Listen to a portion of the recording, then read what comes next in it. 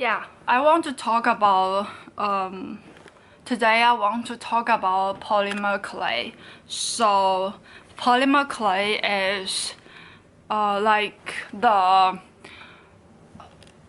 you can buy different color of clay from Amazon and you just make different shapes. They have tools come with, like I love to buy kit from Amazon because they just have everything inside and it usually comes at a similar price to the main like things you want to get.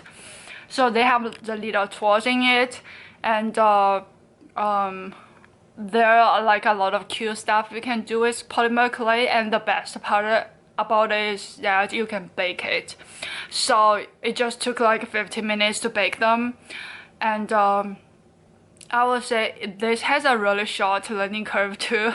You basically just do whatever you want. Yeah, so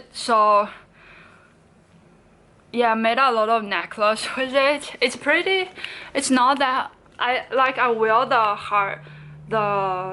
the teardrop necklace for probably one month, and it's pretty sturdy. It can definitely act like a necklace.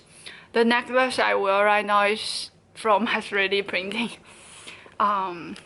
Yeah, I think it's pretty cute. It's a kitty cat.